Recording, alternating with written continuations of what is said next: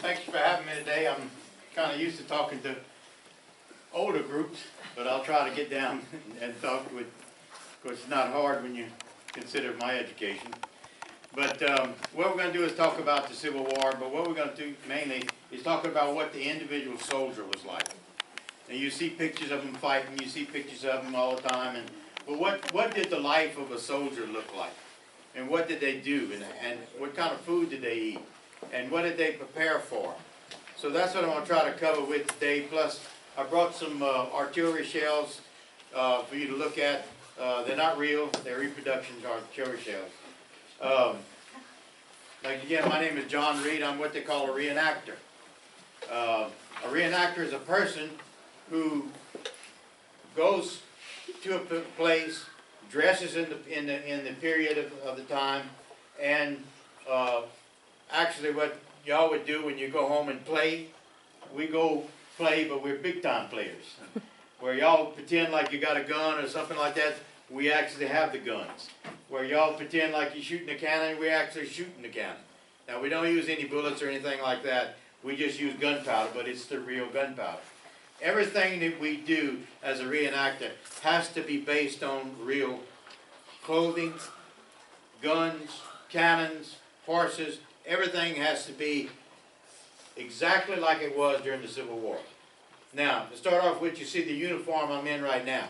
This is basically the typical uniform that any Confederate soldier or a Yankee soldier would wear. Now, you'll see a lot of red on mine. You had different colors during the Civil War on the uniform. Your pants would be basically the same no matter who they were. They're the blue woolen pants, and they're very, very heavy, very, very comfortable, but keep you warm and keep you cool. That's why they wore wool. The jacket is wool. It has the red on it. The red signifies artillery, the person who fires the cannons. So anytime you go to a reenactment or something, and you see a person with red on, it means they're artillery. If I was to show you, and I will, this is a Yankee jacket. This is a Yankee infantry jacket. You see there's, except for the stripes on it, there's no red whatsoever. It's blue. Artillerymen are the people that carried the rifles and fought on the ground, were infantry, and they wore just blue. So this is a Yankee jacket. Very simple. There's no pockets in it or anything like that. It's very lightweight, and it was used only by the infantry. When you get into a little bit higher, like this is I'm a sergeant, that's a sergeant jacket. The officers had a little bit fancier jacket. This is an officer's jacket. See how fancy it is? With all the gold and all that. This is actually a doctor. The doctors wore uniforms like this. It was gray. And the difference color for instead of having the red, the doctor would wear green. And this is both Union and Confederate. Both of them had the same color thing. But this is an officer's jacket, and it's a doctor's jacket. The uniform for the Yankees was this, basically this. No matter what group you were with, it never changed. Everything was blue. The Confederate clothes were a little bit different. The Yankee clothes, or the Union clothes, were made by factories. Just like you buy clothes that are made in factories. They made their clothes in factories and brought them to the Army. The Confederates, their uniforms, like this one here, was made at home. If you were in a unit from North Louisiana, you had a group of people, like you were from Shreveport. The ladies from Shreveport got together and they made uniforms. Down here, they would make uniforms. And everybody's uniform in the South was a little bit different. They were not all gray. I'm going to pass the pictures around a little while, and you'll see some of them were brown. They were made out of cotton, and cotton was brown. There's a team in New Iberia, a football team called the Yellow Jackets. That's their name, like Opelousas, Opelousas, the Tigers, Crowley's the Gents, Iota's the Bulldogs, Eunice is the Bobcats. They call themselves a nickname, they call themselves the Yellow Jackets. Well, you would think Yellow Jackets, that's those bees that sting you. No, that was the color of their jacket. Because their jacket was cotton, and it faded, and then it got in the sun, it faded, and it turned yellow. So they began saying, look, that bunch over there, the ones with the yellow jackets, so that became their nicknames. And in a while, I'll explain to you how LSU got their name, Tiger. We'll get down to that to the end. But these are the uniforms, and they were all different colors. The group from Lafayette that joined the Army was in the Civil War, recruited, and they were called the Acadiana Battalion because they were from Acadiana. Their leader was General Mouton. He spoke French. He was a West Point graduate. Most of the people in that unit spoke French, so they had to have a person, French-speaking person, to lead them. Their colors, when they got together, the ladies made their uniforms. Instead of making a gray uniform, like we always see in the thing, the blue and the gray, the Confederates had all kind of colors. Some of them didn't even have uniforms. This group of Acadiana had a blue uniform, a blue coat, rather than the gray. And when they got to the Battle of Shiloh, they were called up to the front. And as these fellas from Lafayette area came up front to fight in the war, all the people from Georgia started shooting them. And somebody yelled out, wait, we're on the same side. We're not Yankees. Because they had the blue coats on, they thought they were Yankees. So what they did is they took the coats off, turned it inside out, and wore that. But the Confederates had all kinds of different color uniforms. The fellas from Texas that came over to fight looked just like the pictures you see in the Old West pictures. They didn't have uniforms at all. They just wore whatever they had. And I'll have a picture of some of those. So this is the uniform. When you would get ready for battle, there were certain things you had to have. One would be a belt. Now, on this belt, you'd have a couple of things attached to it. This is where you carry your ammunition. Your weapons, not like we have the ones today where you have a bullet you stick in a chamber. You had to have the powder and the bullet, and you had to have what they call a primer, which was something to spark the gunpowder, make it fire. All bullets now, no matter what, rifles, or shotguns, or pistols, if you look in the very center where that thing hits, where the pin hits, that's the primer. In the Civil War, you had them separate. You had to, first of all, take your gun, pour the gunpowder in, put the bullet in, pull out a rammer, ram it down into the bottom of the back of the chamber. Then you would open it up and put a primer on it, and then you would cock it and fire it. Without the primer, the gunpowder wouldn't fire. So you had to go through all of these steps just to fire the weapon. Now, it would take the average person 2 to 3 minutes to do this. They could do it really fast. In the heat of a battle, they wouldn't even clean their rifle, they just fired with it. So you have to have certain things. This would be a belt with that carried on it. The belt was also used to carry everything else you had.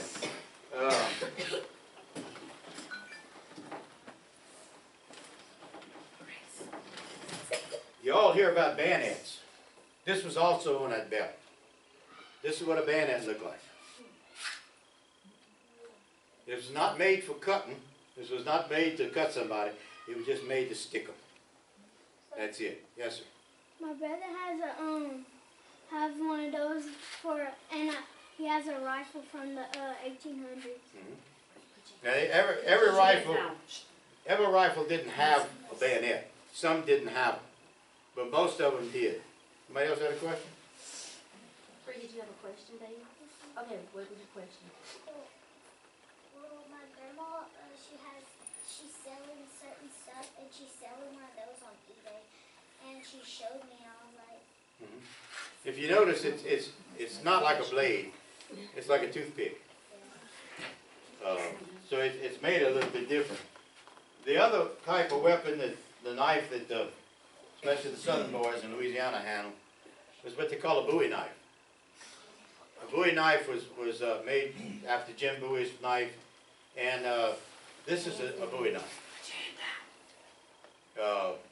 This is a 15-inch blade. They went up to 22-inch blades, which would be about that long. But this is a Bowie knife, and I'll explain a little bit later the importance of why some of them carried Bowie knives and some of them didn't.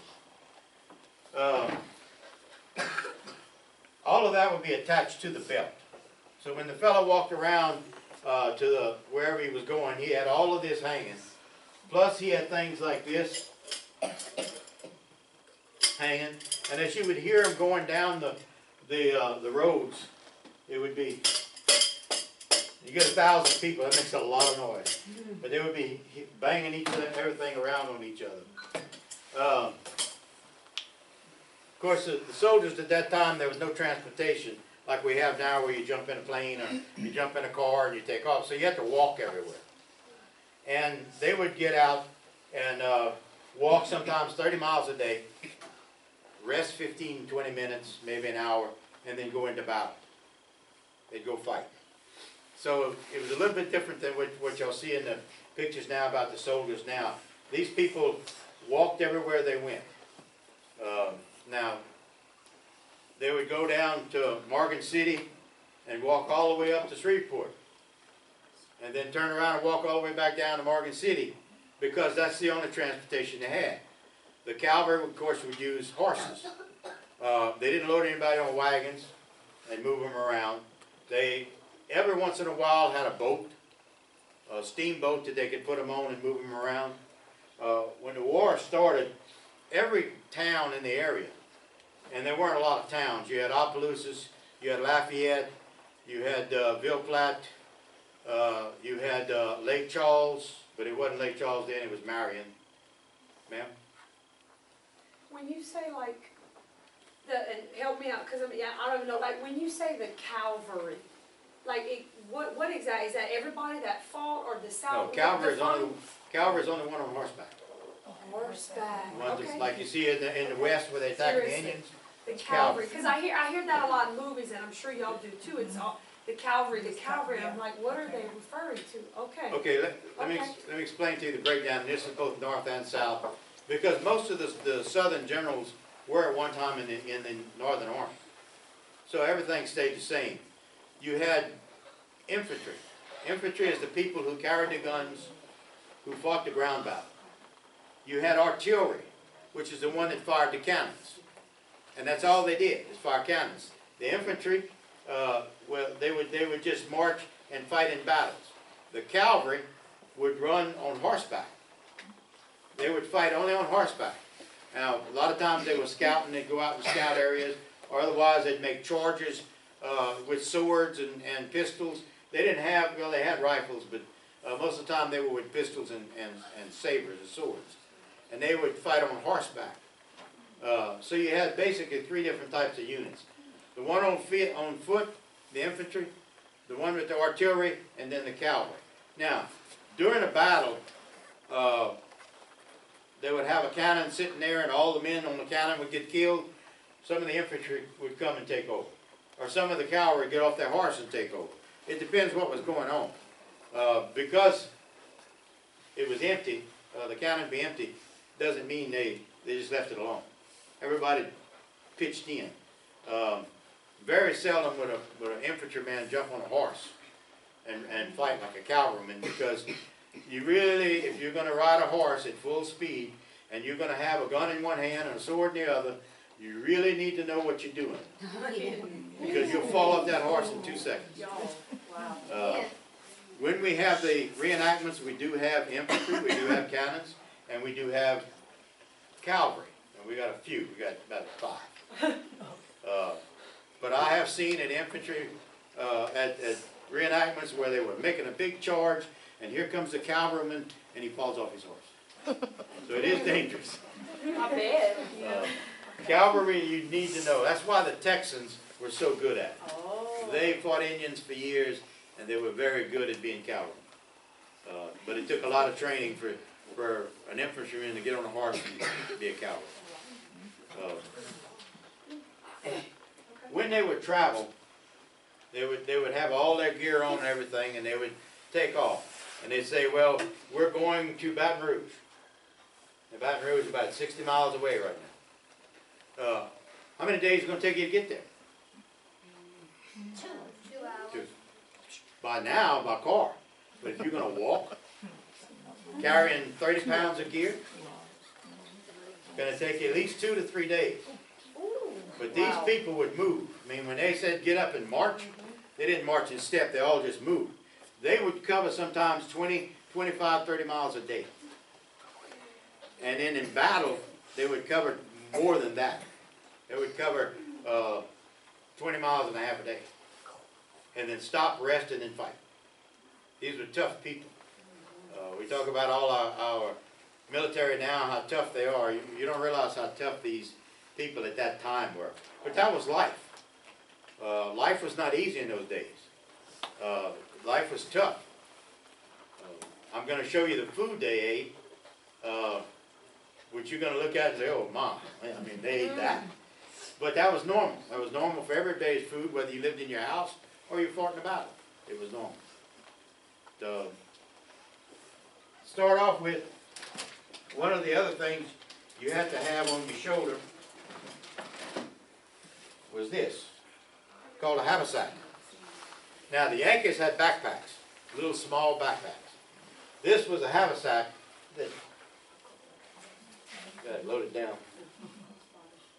You carried with it like this. And even in reenactments, I carry it with me all the time. Because I got eating tools, I got water, I got something to eat, always in here. But this was an essential part of being a soldier, is to carry a haversack. Because this was the only thing that you had. You notice the uniforms have no pockets. Well, they got front pockets, but this was that you carried everything that you needed to live. When you go on a battle, they would give you 3 days' supply of food. Now, what would you think 3 days' supply of food would be? Hamburgers, hot dogs, candy, potato chips? You didn't have any of that. Like I said, what you had was what you normally ate every day. And you would stop, you would carry this with you, and you would stop on the way and have a little snack and to eat for lunch, or sit down and cook for lunch. But you had to cook your own meal. They didn't have a group of people traveling with you to cook your meals. When an army passed through you, they stopped and cooked their own meal. At night, they would cook their own meal. So what did they have? And this would all have been packed in little bags like this, little cotton bags. So everything was made in cotton in bags and stuff like that. The one thing you would have would be cornmeal. And that's about amount of cornmeal they would give you for 3 days. Not a lot. Maybe, if it was available, they'd give you rice. Maybe. Not all of this stuff was available at all times. Sometimes you went out for 3 days with just rice. You got what you could get, or you could got what the army gave you. Now, they would give you some, maybe a little rice,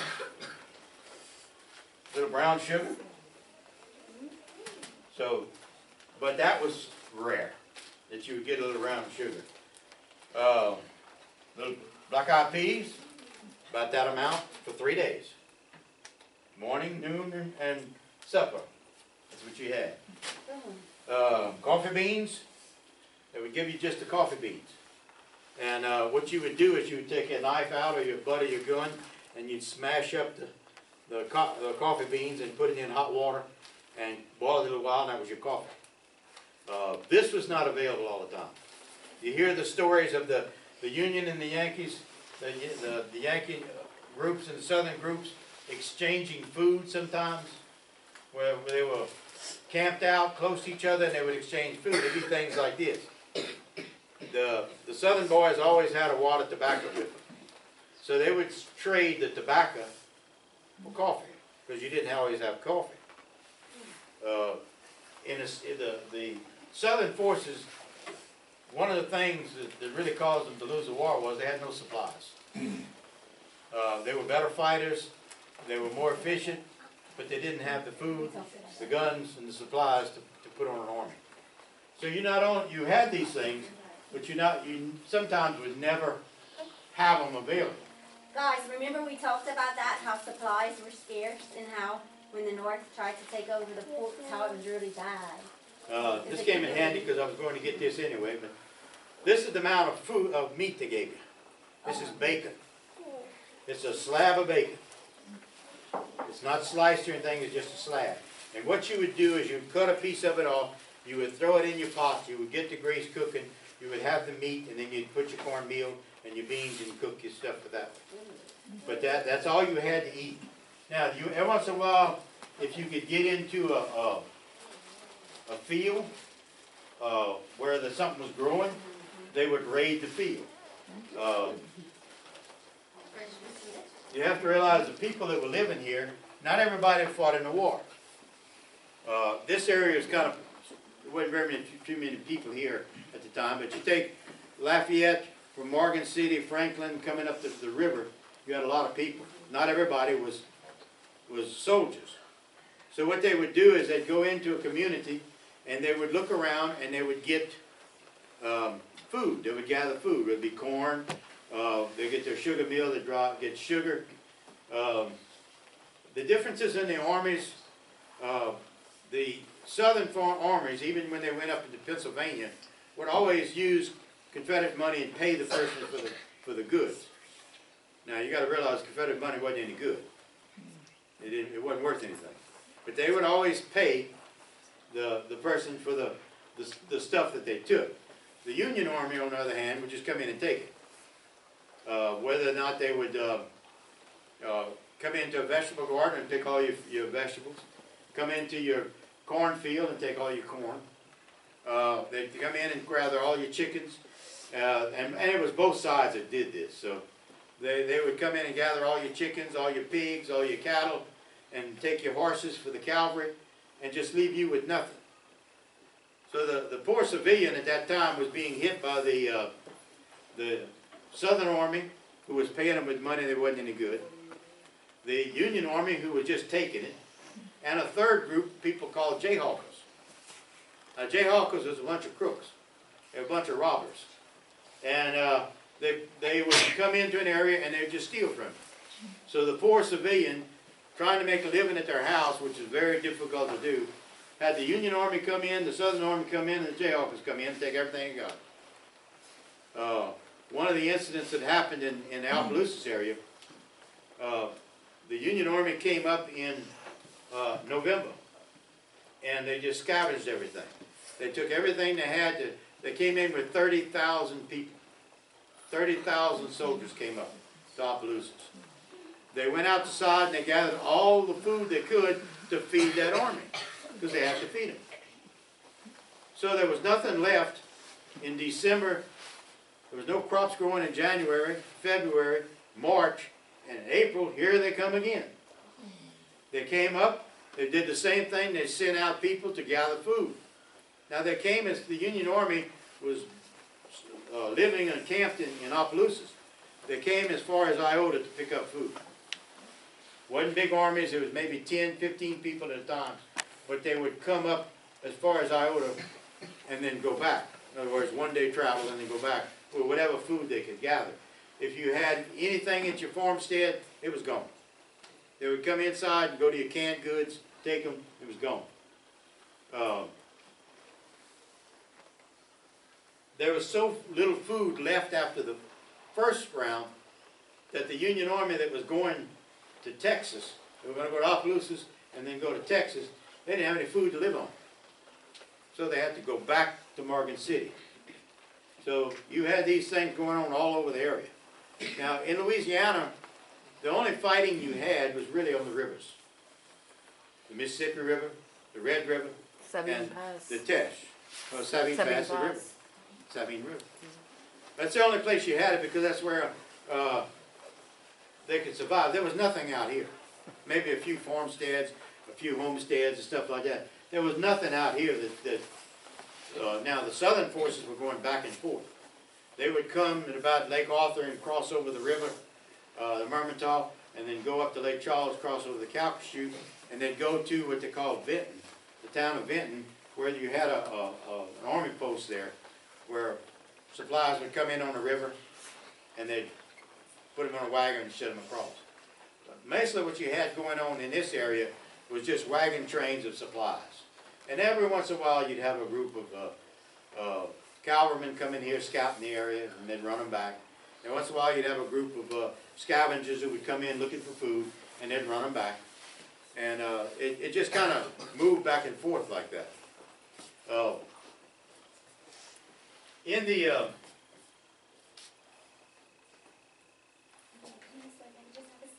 Mr. John, yes, ma'am. could you tell them about like Johnny Yank and Billy Reb, friends at night?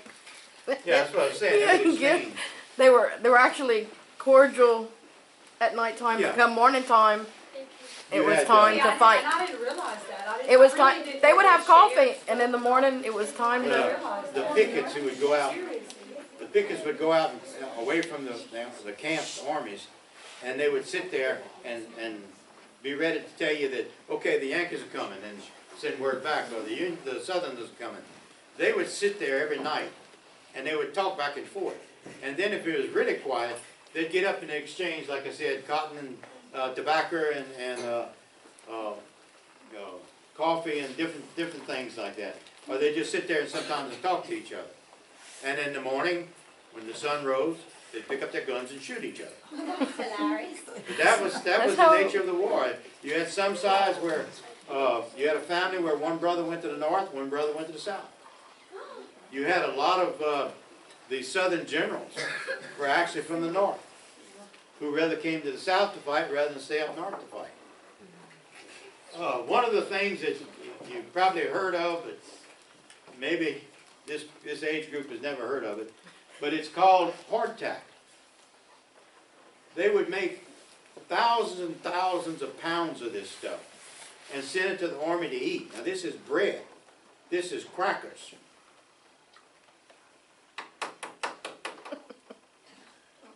This is kind of old, so it probably broke. But this is hardtack.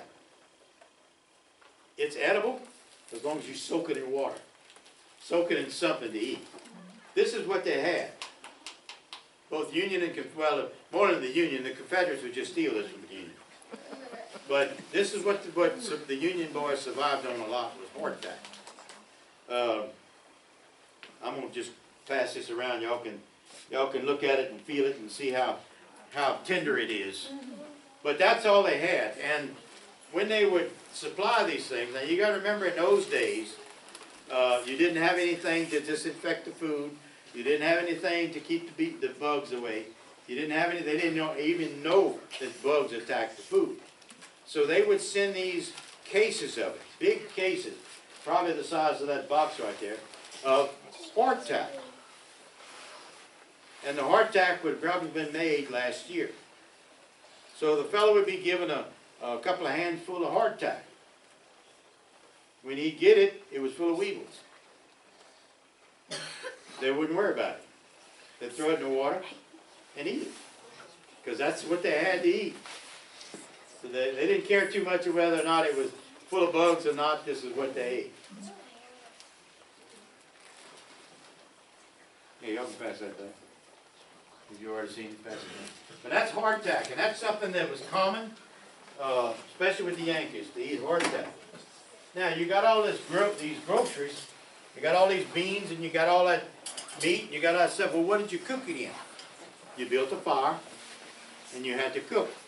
What did you cook it in? That's it. You want to make your coffee? You crushed your beans and threw it in there, and you put the hot water on the fire, and you made your coffee. You wanted to make cornbread? You took the bacon, made a little grease, you poured the cornmeal in it, cooked it, and that was it. No rising yeast, no fancy cornbread like we have now. It was just basically water, grease, and cornmeal. That was it. Beans would be the same thing. But this is all you had to cook in. And the beauty of it is, it's all you had to eat in. So if you cooked your stuff, you ate it out of here. If you made coffee, you drank it out of here. Some of them are a little small, some are bigger, but this is basically what you had to cook in, if you were lucky. If you were not lucky, you didn't have anything like this. So you had to make the best you could. But what they would do is after a battle or something, or after an army passed through, they would go in and search for all this kind of stuff and gather it and use it themselves. But that was the food, that's what you cooked it in. Yes? Was the Boston Tea Party part of the Civil War? No, that was a revolution. Sir? When they attacked, did they pretty much have the same weapons to attack? Yeah, they had basically the same thing. All of guns were basically the same. And what they would do is I'll give you an example with the cannons. The Southern forces would have a cannon, and they would be firing it. The Union forces would come in and beat them, take over the cannon. They'd take the cannon, bring it to their side. The Southern boys would come back, fight them, beat them, bring it back. So, especially the Northerners had all kinds of supplies of cannons and weapons and guns, and they had the manufacturing. The Southern boys would get the weapons from England, from France, and then they would go and on the battlefields and take what they could find. And they also, after they would raid a wagon train, they would take everything on the wagon train. So the weapons and all were the same. They were the same size, same bullet. I'm thinking about that. I got it.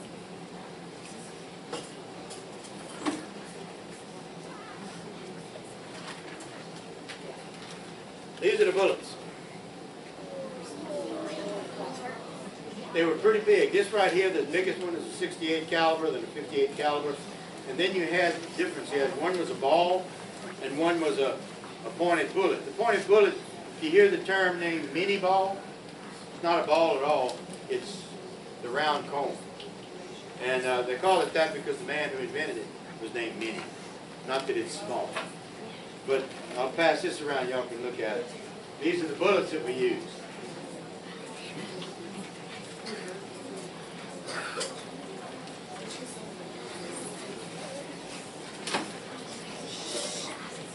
Attention, guys.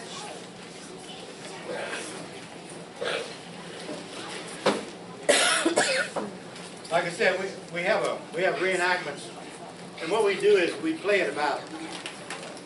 Y'all get out and play in the yard, we get out and we play in the big yard. The difference between y'all, like I said, was y'all use play guns and stuff. We don't. We use the real things. We use real live gunpowder. You can get injured very, very quickly. That's what I was about to She ask. just said they must get hurt.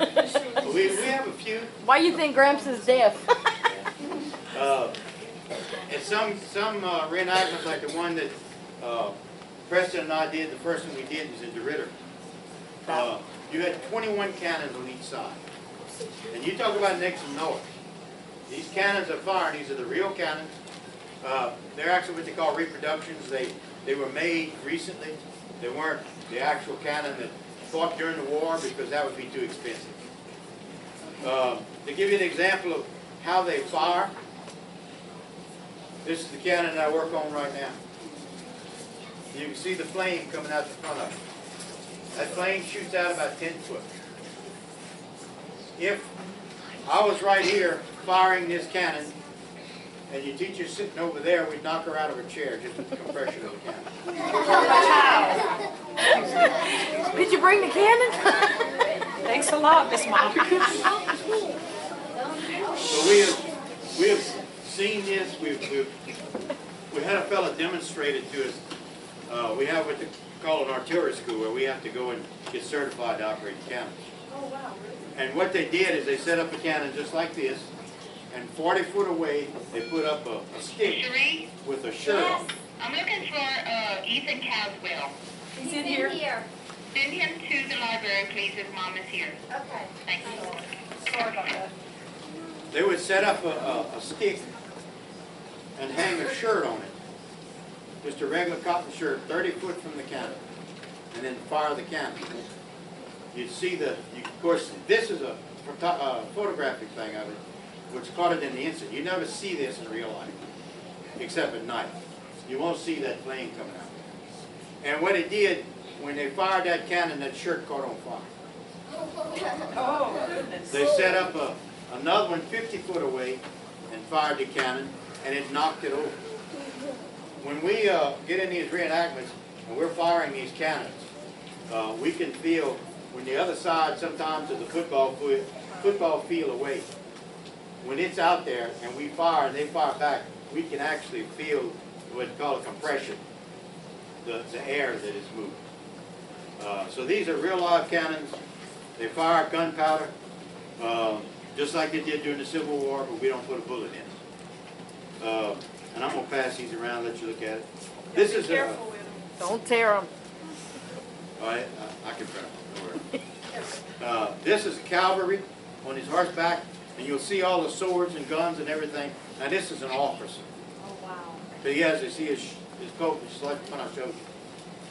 This is a picture of Fort Hudson, the reenactment at Fort Hudson. When these guns are going off, and all of this, these guns are going off, and this powder. Nowadays we have what we call smokeless powder. So when you shoot a gun, there's no smoke. The powder that we use has to be exactly like the Civil War, and it produces smoke. This is what a battlefield would look like.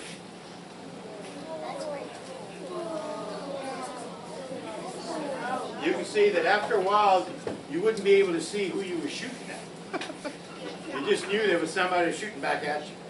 But that's how much smoke. Now you'll notice the Union forces are on this side, and they're all dressed in blue exactly alike. The Southern forces are in brown, in cotton, and theirs are different. Their uniforms are similar. Some of them are light cotton, some of them have jackets on, some of them have coats on. The Southern forces, their uniforms was not standard. They wore whatever they could get their hands on. This is an organization that both North and South had. You see these uniforms? These were called Zouaves. The Zouaves were in uniforms because just before the Civil War, the French were very popular everywhere, all throughout the United States. And the French wore these, what they call Zouave uniforms, which was instead of a pair of pants like this, they were kind of bloomers. They were loose fitting pants. They wore a jacket. They wore, some of them wore caps, some of them wore stockings. I'll show you one in a few minutes of what the Louisiana boy Zouave looked like. These were Union Zouaves. And again, you can see the gunpowder. This was again at Fort Hudson. Here, y'all can pass this one.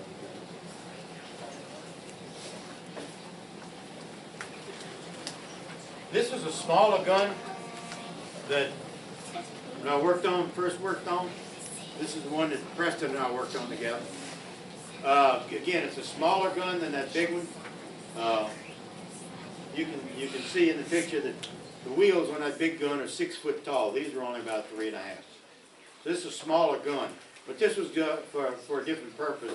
This was to pull around behind horses and use with the cavalry rather than an artillery that was set up. But again, you can see the gunfire, you can see the flame coming out, and you'll see in front of it a big mushroom cloud. So this gives you an idea what some of these, what this type of gun would shoot like.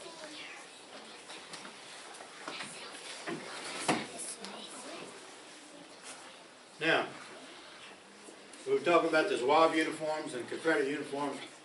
This is a Confederate uniform. You say, well, I ain't dressing like that. They almost look like a pirate. They were very similar. They look like a pirate. I've never seen that. The French And we've all. uniform was very similar to what you would call a pirate. At that time, the French had just come back from the Arab world, and they designed the pants similar to the Arabs. But this was like a pirate. This group of people, these men were from New Orleans. So that's why they have a tendency to look like pirates.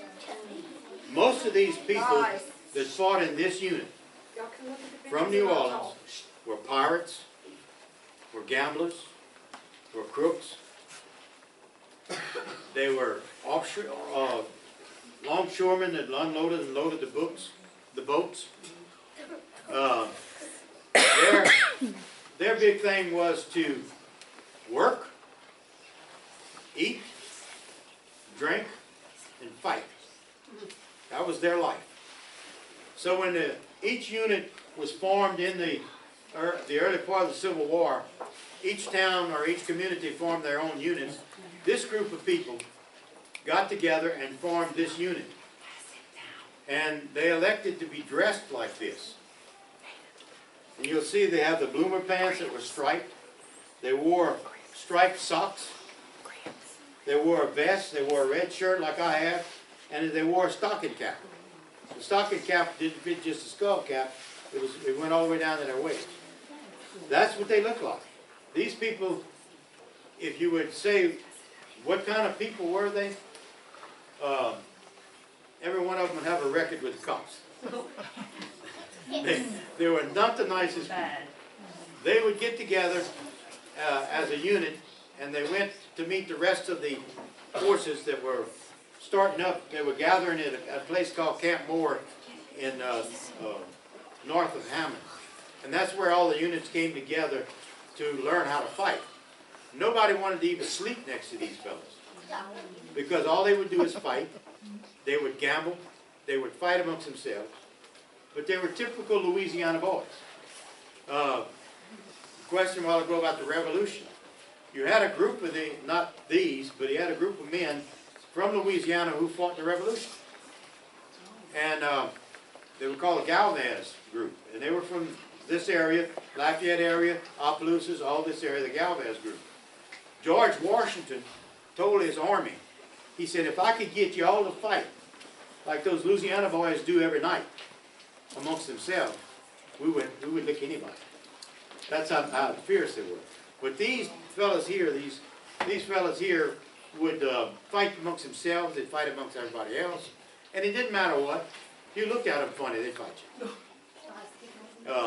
They were just born to fight. They will call themselves the Louisiana Tiger Rifles. That was their nickname, Louisiana Tiger Rifles. Their rifle that they used did not have a bayonet. So that's why they would go to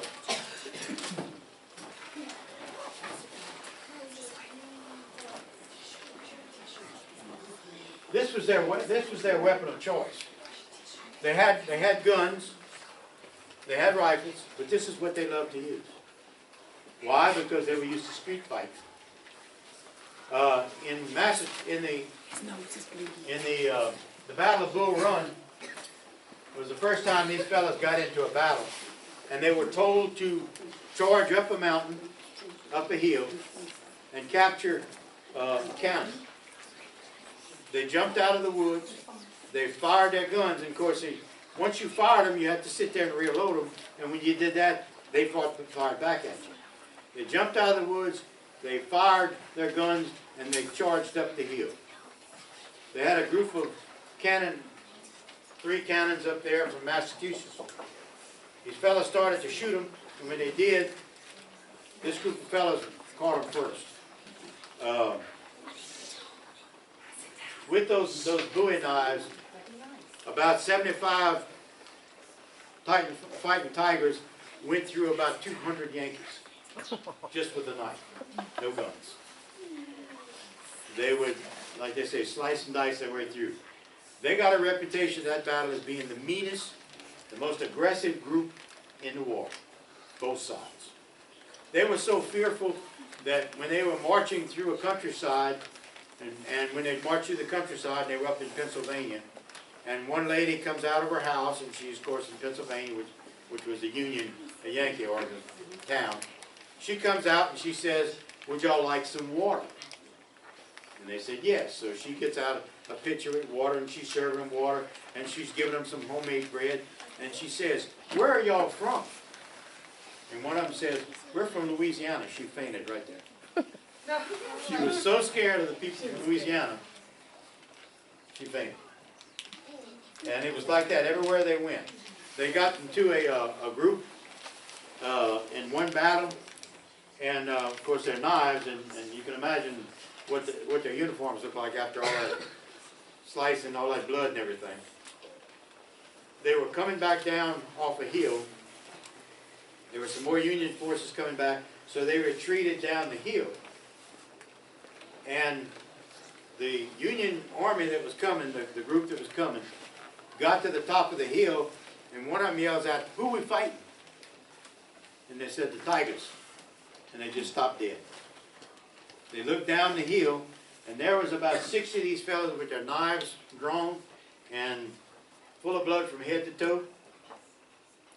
And those Union fellows looked down there, and some of them were just 18, 19 years old, had never fought in a battle in their life. They turned around and ran. We're not fighting these people. We'll fight somebody else. We're not fighting these. And that was their reputation. The sad thing was they used them over and over and over and over. So the original 125 didn't last a year. And they just disbanded. But this was what they called the Louisiana Tiger Rifles. Now, after the Civil War, there was a school in Baton Rouge called LSU, Louisiana State University. And LSU had a football team. Now listen. And the football team had just gone undefeated. 8 wins, no losses. And somebody said, the coach said, "We didn't name these people. We need to give them a nickname." Well, the president of the university had fought with these men. And at that time, their reputation was still there. And they said, "There's nothing fiercer in the world than a fighting tiger." And that's where LSU got its name. The Fighting Tigers of the Louisiana Tiger Rifles. Of course, if you wore a uniform like that, you'd fight anybody. But they were proud of these uniforms, and they're the ones that selected them, not the officers. So I'll just pass that around, y'all can look at it.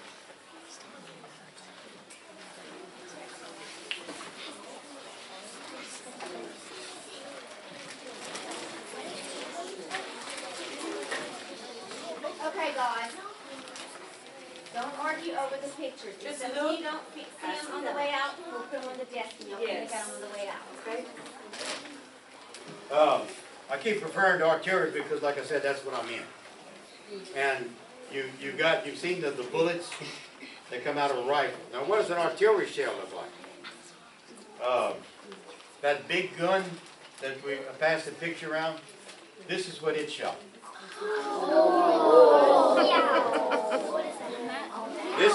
This would be placed inside the barrel of that gun, and it could shoot this thing 3.5 miles. Now, this was not solid. It was cut in the inside. The inside was hollowed out, and it was packed full of balls, full of lead balls. So when it would reach the top, they either had a fuse that would burn down into it. You know, like you see in the cartoons where they have the fuse that burns in the cannonball and they throw it? Yeah. Well, there would be a fuse in this thing too, and it would burn down. When it hit the center, it exploded.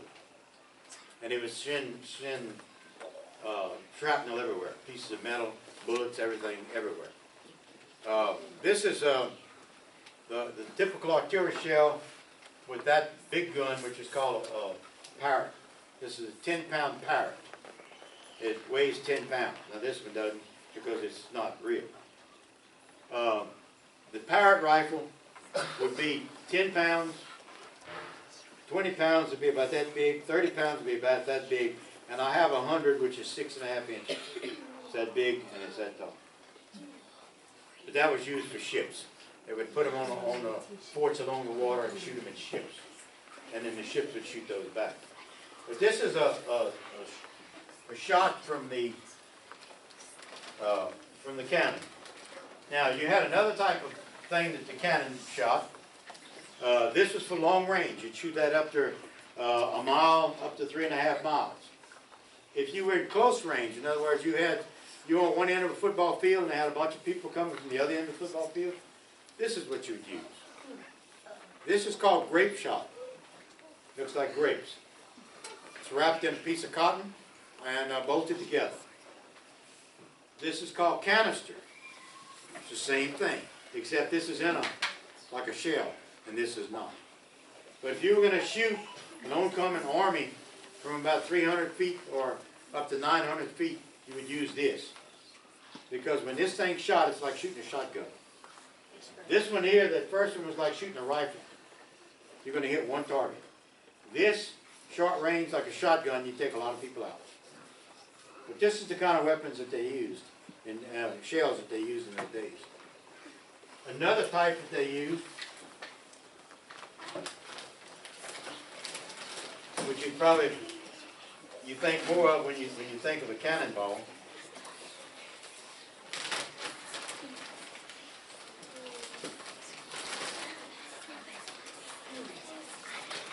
is an actual cannonball. Now, this would be fired, you'd have a bag like this at the bottom with gunpowder. The fellow would come up to the cannon, one of the members of the cannon would go over to what they call the limber chest, which is the box where the ammunition is. He would pull this thing out of the box, he'd go over to the cannon, he would stick this in the cannon, they would shove it down the barrel, put the primer on the top and fire it. The ball would come flying out, the bag would be burned up because that's where the gunpowder is, and everything else that you see in there would come flying out of that cannon. It didn't have a big range, and it wasn't that accurate. But that was the first type of cannonballs they used. This is the same cannonball that you can see on the inside. You see all the little balls? And this is the fuse, right here. You would have a wick, just like you have in a candle, that would go down here, and when you get to the center, this was all packed with gunpowder and lead balls. And when the wick would burn down into the center, it would explode. I know you've seen pictures of the wars in the Revolutionary War. This was used in the Revolutionary War. This type of deal. This type of shell came only after the Civil War. The difference being, this is what they call a smooth bore. The inside of the cannon was smooth, and this thing would come out, and as it would fire, it would just drift. This one here, like a football, would spin like a football, and you could pinpoint accurate where you wanted to go. And that was the difference between the Revolutionary War, the Civil War. Everything that they started using at the beginning of the Civil War came from the Revolutionary War or the War of 1812, and then everything got improved. Everything got improved until the point that these things were very accurate and very dangerous compared to these.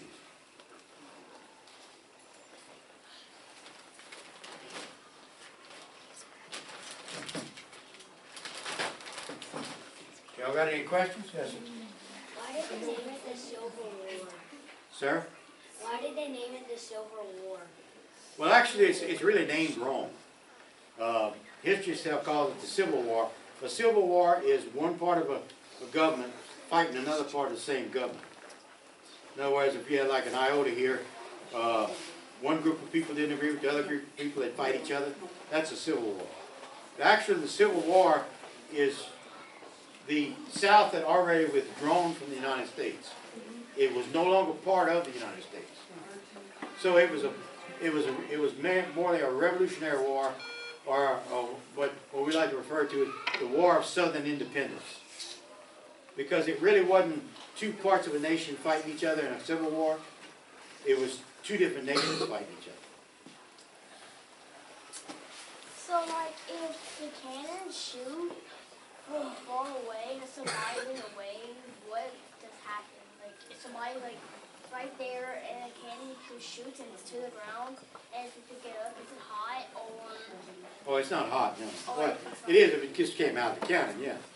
But the cannon would be fired at an angle, and it would go a long distance. Now, sometimes they would just, get blown up and fire right there, and explode right there.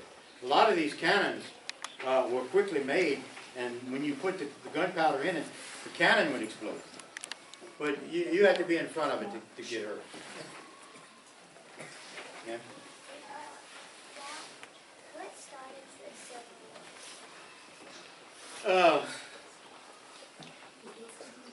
It's very technical to get that answer. Everybody in the textbooks will tell you it was slavery. It was partly slavery. Most of it was economics, money. One of the problems was the South produced all the cotton, and the North made all the clothes with the cotton. And they were not paying the Southern boys enough, so they would sell their cotton to England. So it was mainly economic with the emotional deal of as slavery. But slavery was not the main issue. Yeah? What do they call like the electric tires and stuff? It was a He nickname. just told you, Isabella. It was a nickname. They had to have a nickname for their team. Yeah. So just like when you go to the football game at Iota, do you call them Iota football team? No. What do you call it? Bulldogs. That's why the name of the title. That's a good question. Used in the Civil War? Ma'am, sir? Were muskets used in the Civil War? Yeah, the muskets were used. At the end of the Civil War, they came out with the Henry repeater rifles, like you see out west. They came out with that. But that was the last year of the war. The first 3 years of the war, they fought with muskets. And now a musket is one that you load from the front. Sir? How did the Louisiana Tiger Rifles get their name? How did they actually get their name? These or the football team? No, I'm talking about like The fighters, I think, too. These? They just call themselves, they fought like a tiger.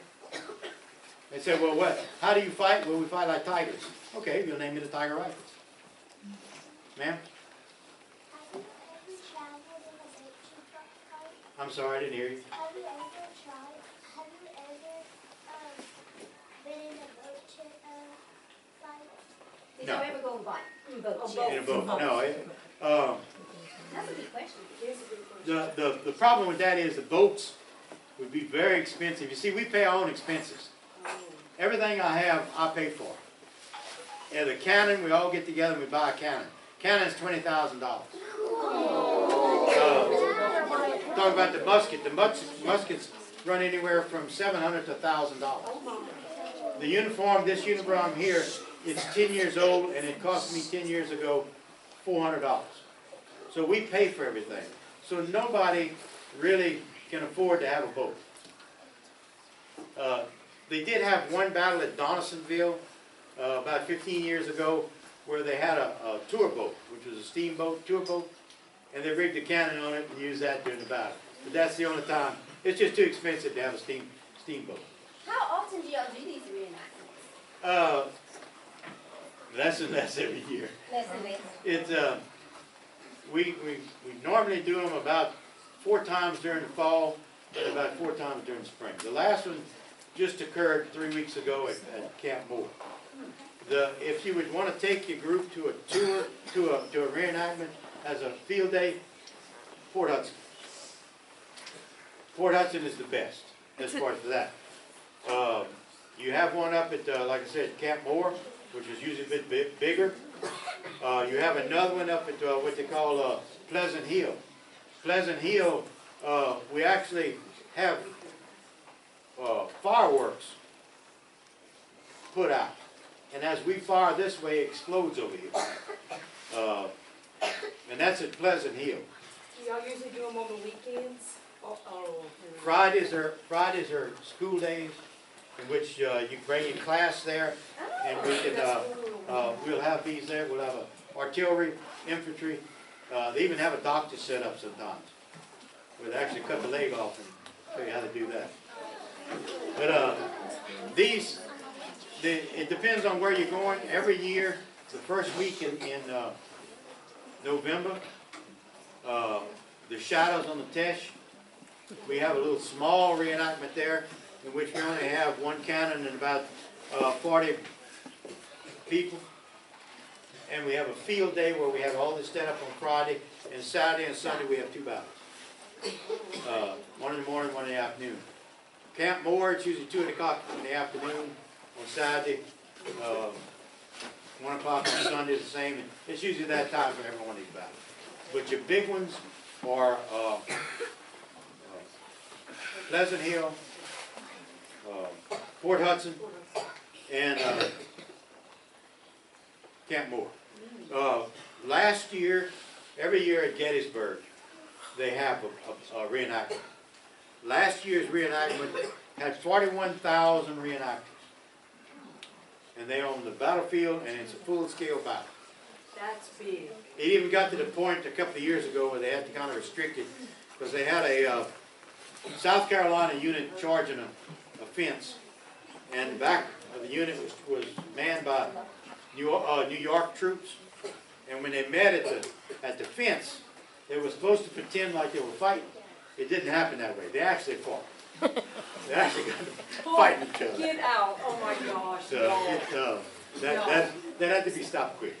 But these big battles like that, it's very expensive to put them on.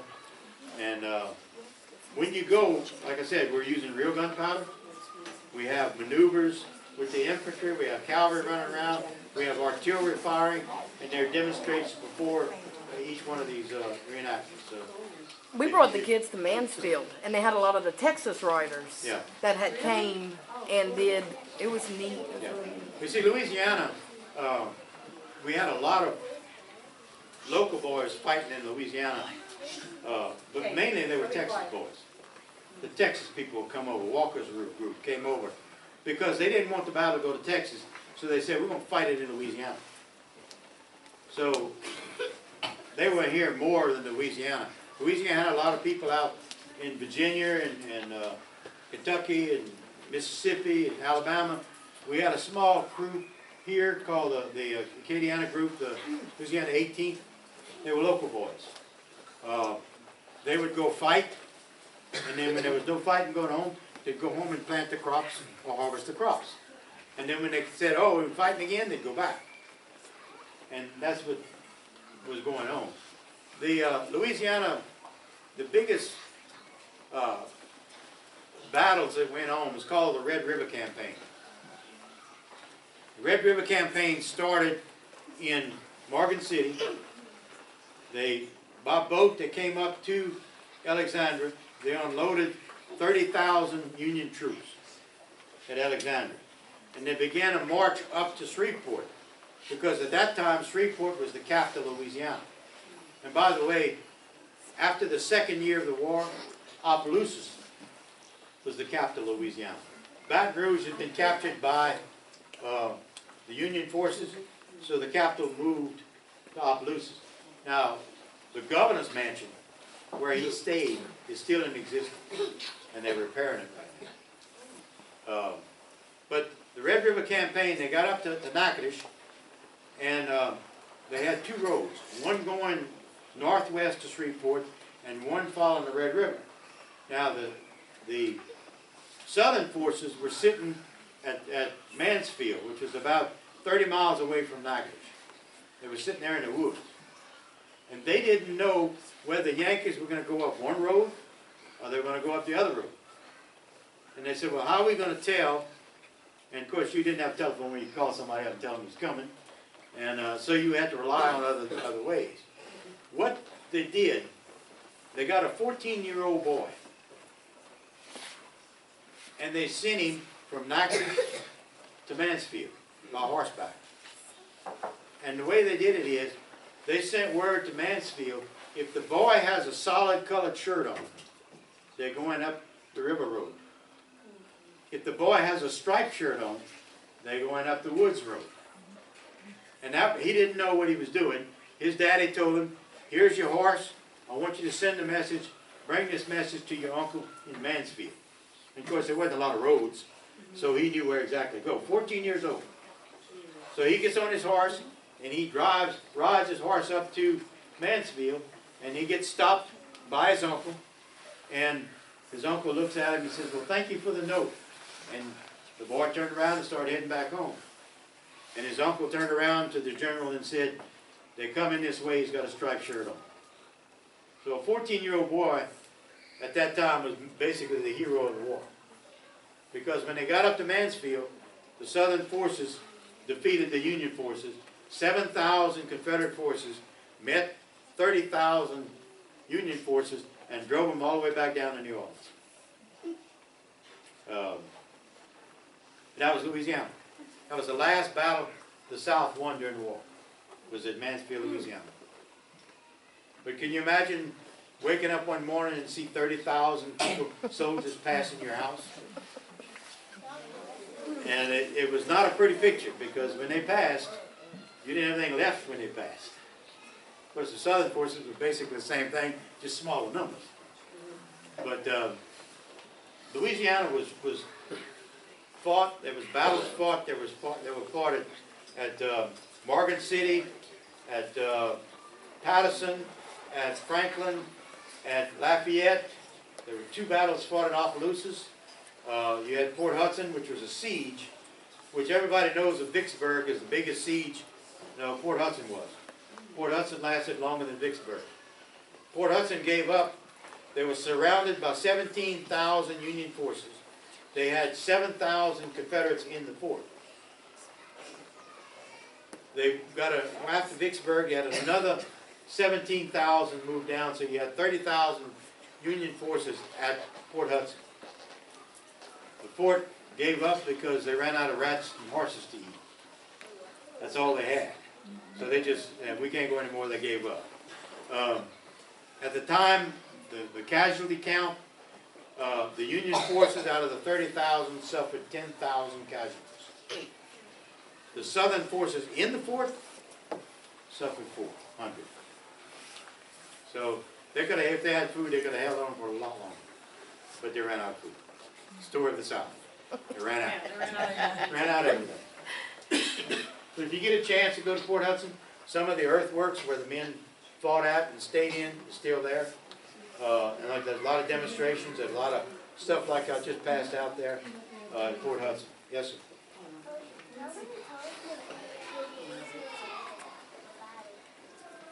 One. Louisiana was the Union forces would come out was greatly outnumbered. And what the Louisiana forces would do, they'd come into, say, like Lafayette, they'd move to Opelousas. They'd come into Opelousas, they'd move to Washington. They'd come into Baton Rouge, they'd get into Fort. They moved their way all the way to Shreveport, just following the Union forces following. So they did a lot of what they call skirmishing, little picking here. They had guerrilla warfare where they picked at the Union forces. Ma'am? Any question? Luke, I think Luke wants to ask him something. Go ahead, Luke. How did y'all make the ball? How would they How make to the make one ball? cannonballs? The cannon.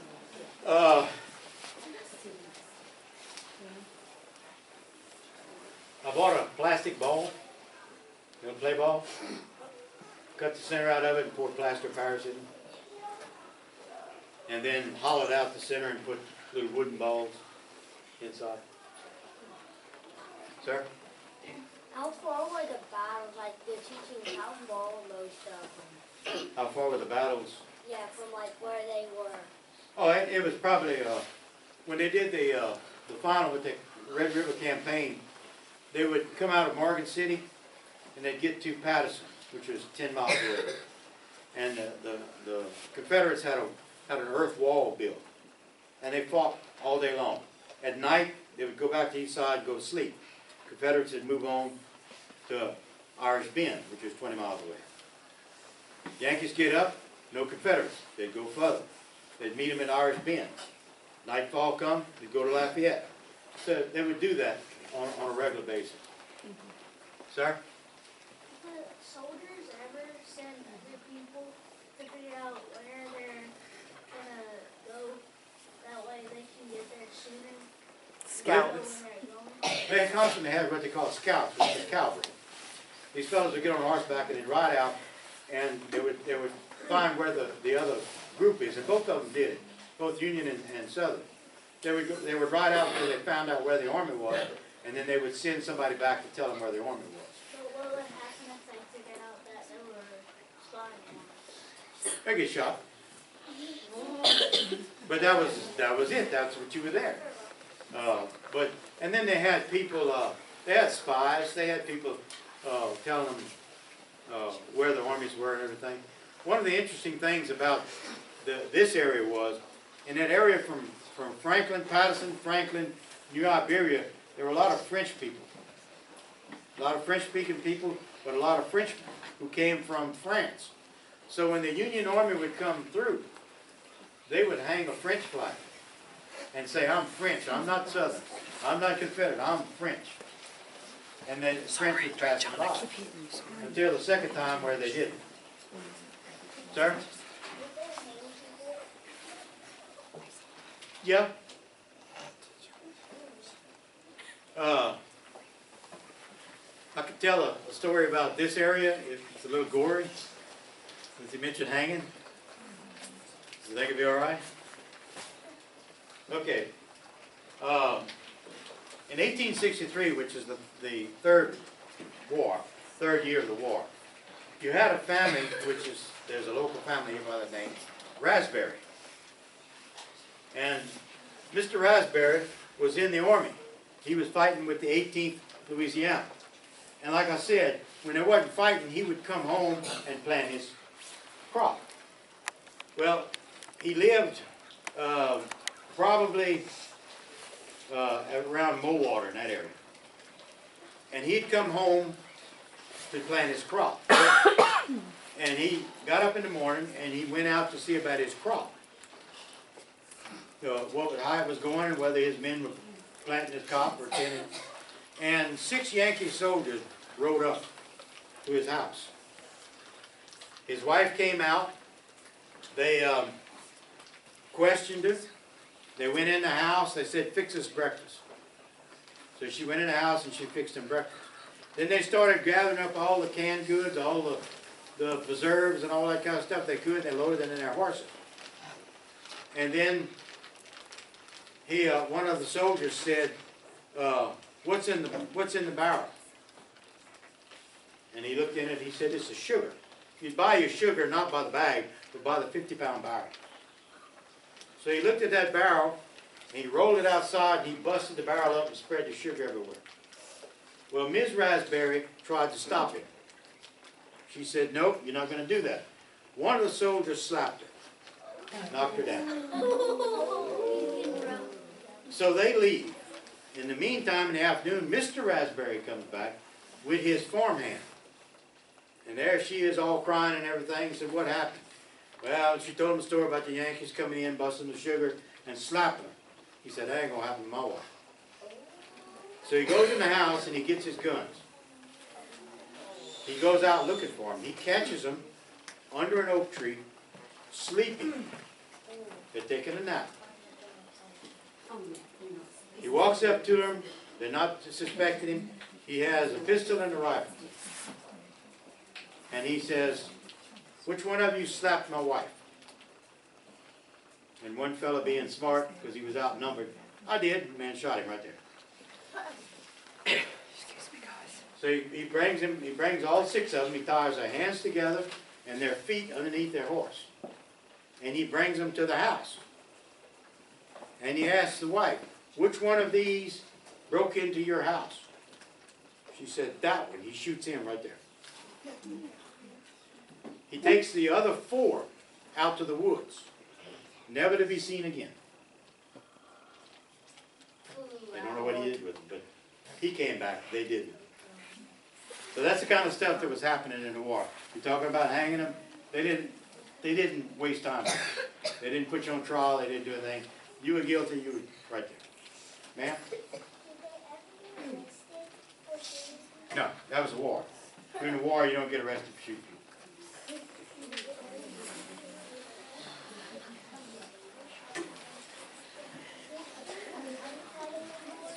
Yeah, they had some women that would fight in the war. They would disguise themselves as men, just like you have in any war.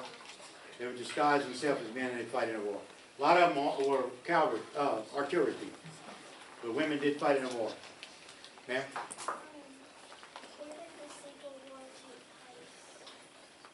From Louisiana to Virginia. All in the South. Except for a little bit in Pennsylvania with Gettysburg, and that was it. Sir? Was I in the war? I hope I don't look that old. No. We just play war. We wasn't actually. But you had a relative. Yeah. We have what we call the Sons of Confederate Veterans, just like they have the Sons of Union Veterans, in which we can trace our ancestors back who fought in the war. So his family fought in the war. Yeah. I'm not as old as my wife, so I don't know. Hey, you better watch it. How come they didn't arrest people back then for shooting people?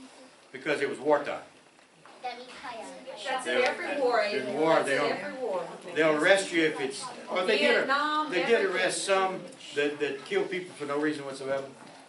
But that was very rare. Most of the time, in a wartime, you don't arrest people. Sir? Do y'all use long barrel rifles? Yeah, the barrel, I wish I could have brought it, but they said I couldn't bring a firearm. My musket reaches me right here. Oh. And that was typical of it. Now, you could shoot very accurate. In other words, I could hit a target from a football field away. It was very accurate.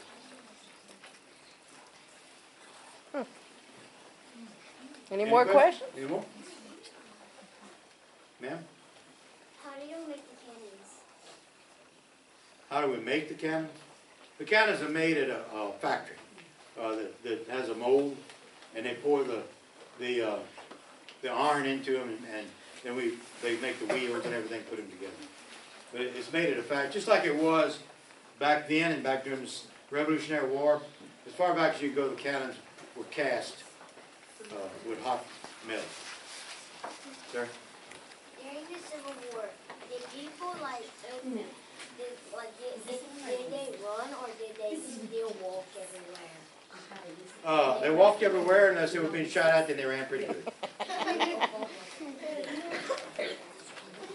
like a deer. Ma'am? You got a question? Is it true that some people watch the Civil War? Some people, I'm sorry. Watch the Civil War? Watch the Civil War. The real famous thing that went on at the first battle of the Civil War, which was called the Battle of Bull Run or the Battle of Manassas, was fought just outside of Washington, D.C., about 30 miles outside of Washington, D.C. The Union forces, because they had a military that was there and they're well trained, they figured this is going to be a war. They were going to just come in and fight the Southern forces. They would wipe them off the face of the world, and the war would be over in a week.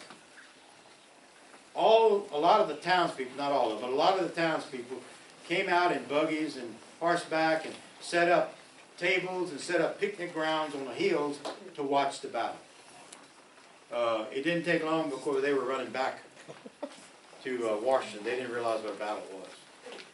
But yeah, they had people that watched it, but it's not something you want to watch. Well, it's some that watch it at Gettysburg too. A few, most of the ones in Gettysburg were all of it, they were gone. But they had some people that watched it, but the famous thing was Battle of Bull Run, where all the big shots in Washington came to watch the Yankees beat, like a football game. They came and sat on the hill like a football game. And then they were cheering their side on, and all of a sudden their side started running past them. And they realized, no, this is not playing anymore. This is not a game. These people are shooting at us. So they took off. After that, you didn't really watch them. Any other?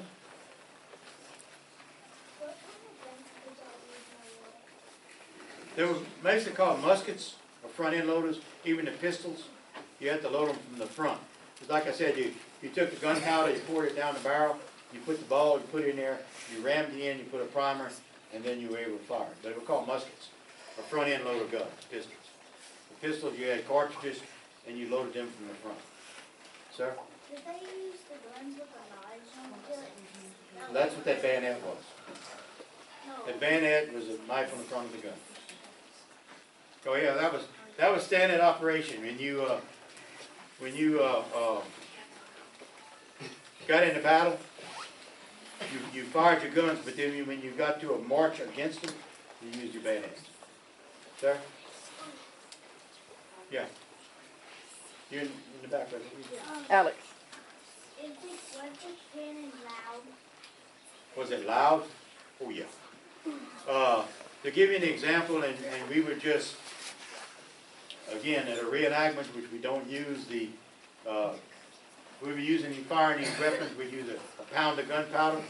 We only use a fourth of a pound. When we got to Camp Moore one year, we opened up with 10 guns, 10 cannons.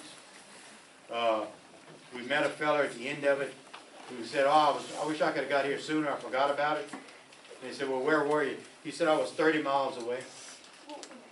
So you can hear the guns we're firing now, which are not full strength, 30 miles. Sir?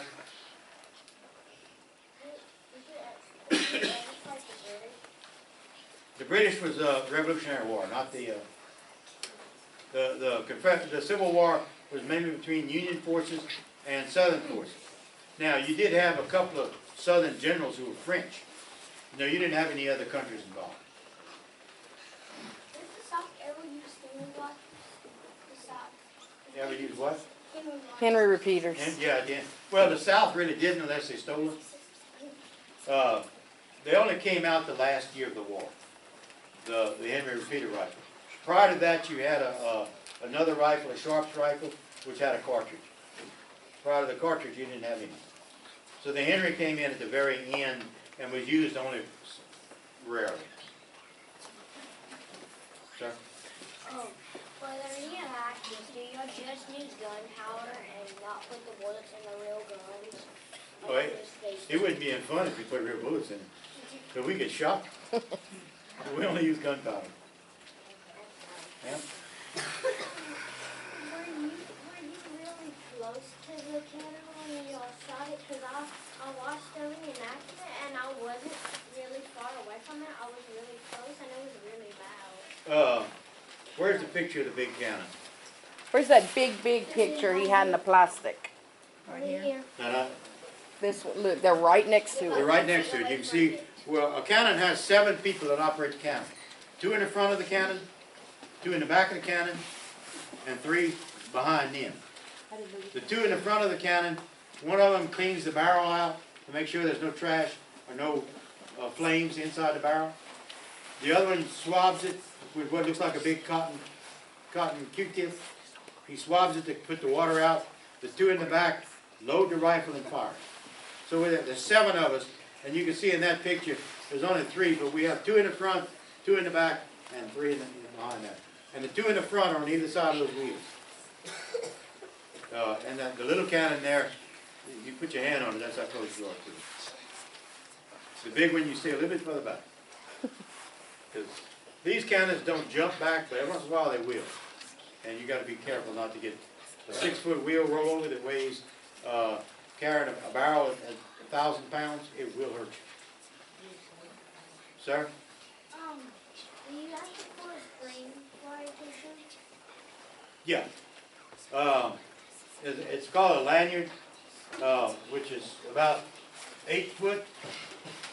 And you see these little loops right here that I have on my cap. The string attaches to that. This attaches to a little tube that goes inside the cannon, like a 22 bullet tube. But it's filled with gunpowder. And when we pull that string, this pulls out and strikes like a match inside that little thing and fires the cannon. In both of these pictures, if you look in the back of them, you can actually see the smoke coming out of the back of it. See this, Alex, look right here. Look at the And string. in both of them, no, that one right there, you can even see the string in the air. Sir? Is it hard to pull a string? Not really. You just grab it and Kind of like a skeet? Does he have a skeet though? You could just pull it? it's kind of hard because you need that friction. But you just one swoop like that and it'll fall. Sir? Where do you get the gun? They got companies that make them. They make the original. They have the original plans, and they just make reproductions of them. Everything that we have is a reproduction of what they have. Guys, make sure your question makes sense and is appropriate. Whenever they get finished with like a real war, do they take all the guns that the people that died? Yeah. Yeah, they'll go through. They'll send a team in. First of all, to pick up the body and the body parts, and then they'll come in with another team to pick up all of them. the guns and the ammunition stuff. Mr. John, this little boy in the camouflage had a question. You got a question? What Loud, made Jace. the soldiers wanna fight? I'm sorry. What made them wanna fight? They were just loyal to their side. They felt they were doing the right thing. The Southern boys were fighting for their homeland. They were fighting to protect their homeland. The Yankees were drafted, and they were put in the Army. And a lot of them didn't want to fight, but then once they got into it, they fought. It was either fight or be killed. So they would fight. But both of them ended up with a draft where they would come in and if you were between the ages of 55 and 17, you're in the Army. They'd send out people to pick you up, bring you, and put you in the Army. Both sides did that.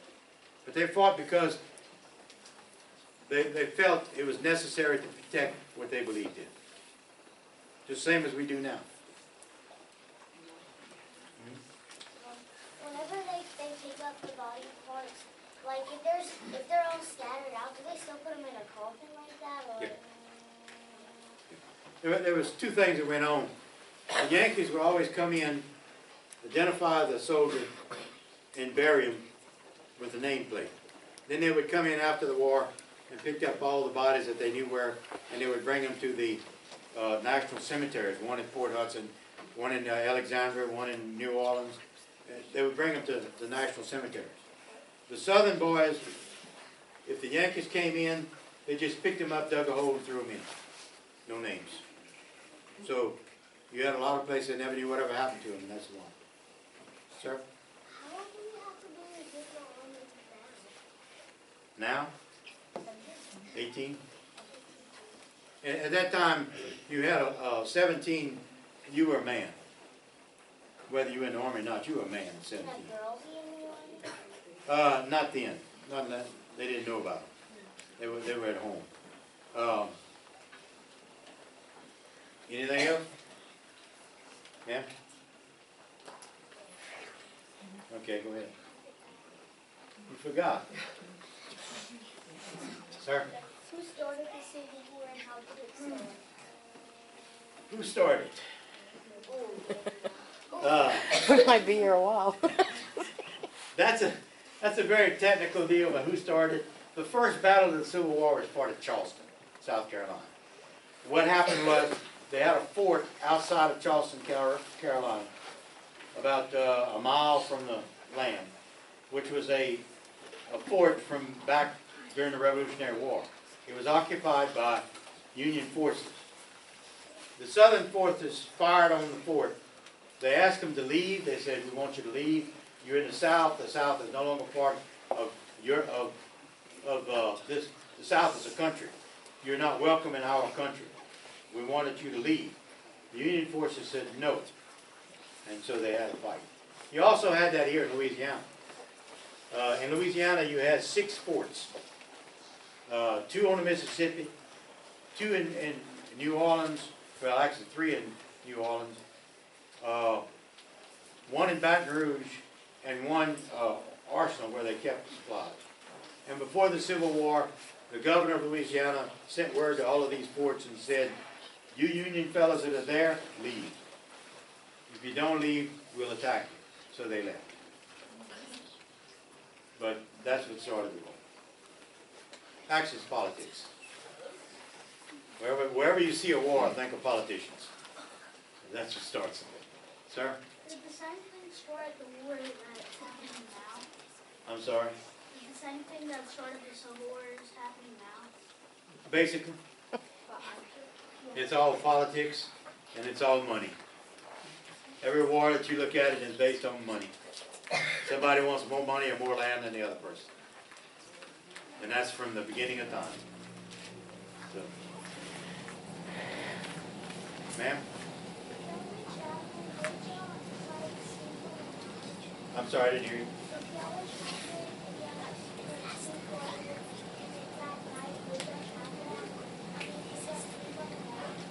Did they have tents or did they just sleep where they were on the ground? The Yankees usually had tents. This was your tent as a Southerner.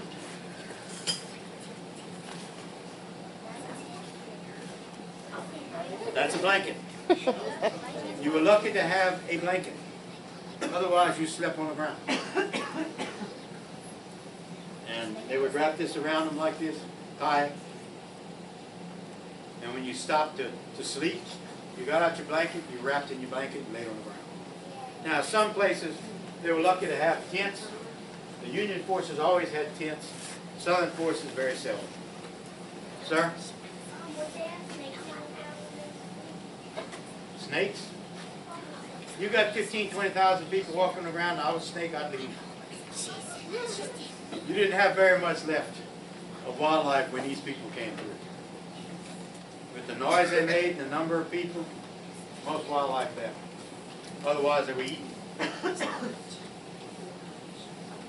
They got?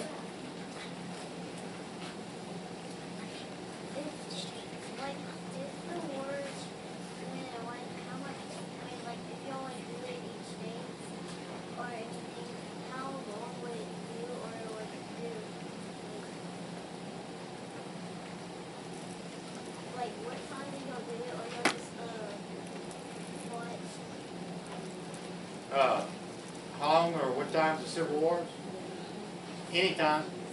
They had battles that lasted in the night. They had some of them started 4 o'clock in the morning. Some of them lasted all day. Some of them lasted a week. With constant fighting all going on. At night, they wouldn't really know who they were shooting at. They were just shooting at something out there. But they would. They could really just look at the tree. They have some trees that they showed. There were so many bullets that hit the tree, and the tree was that big around and cut it in half. Sir? The North won Civil War. Because there's no slavery. Who asked that? We won't get into that. Slavery is a whole different thing from actual Civil War. Ma'am? Did you have to be in the army if you were a guy? You didn't have to, but if you didn't, they came and got you. Put you in the army. The same as World War I, World War II, Vietnam, they had a draft. When I was growing up, it was Vietnam. We had to go register at the courthouse. The courthouse had like a bingo wheel with all these names in it. And they would say, all right, we need 25 people this week. They'd roll the thing, pull out. You get a letter from the government, report to them. Same thing then. Somebody had to ask a question. Right there in the booth. What color did the British jacket? British were it was a different war, but they were red. We did have one lady who was actually a school teacher come up to me one day and said, I understand y'all in the blue fellows, that's the United States, y'all are dressed in red, are y'all the British? No, the British wore red coats, but that was a different war. Can you fight day and night? Yeah. Like this or like In those days, you didn't have all the sophisticated stuff we have now. You didn't know who you were shooting at, but you thought it. Unless it was hand to hand. Did they have a flashlight? No, we had no flashlight. No, we had a candle. Sir? Up there. What does your jacket say? Artillery. Yeah, because it's red. No, like what? You talking about his stripes on his sleeve? No, I'm talking about what like is What? stand for like United States. This He's is the stand- South. He's this the is South- stand the that's what they South. call shell jacket. The only difference between this and the infantry shell jacket is the red sleeves. Yes, ma'am. Did you use a map to get places? Oh yeah, they had maps in there. They had maps to show them where they were going. They weren't that accurate, but they had maps to tell them where they were going. Yes, ma'am. No, you didn't have nurses as far as what we know now as nurses now. But they did have what would happen is, say, a battle would come through here, and you'd have 3,000 or 4,000 people wounded. They would come into a house and take it over, make it a hospital. They would come into a church, a school, any kind of building, make it into a hospital, and the local ladies of the community would come in and nurse them. But they had no nursing group. Nursing groups weren't formed until a little bit later. Yes, sir. What would they do whenever they attack the others? I'm sorry, I can't hear you. What would happen when they attack the others? Attack the camps. They would just fight. They would have everything ready, all their guns put up. They were sleeping in their tents. All their guns set up, everything ready to go. They hear attack, they hear gunfire, they put everything on. They either run to the battle or away from the battle. One or the other. Yes, ma'am.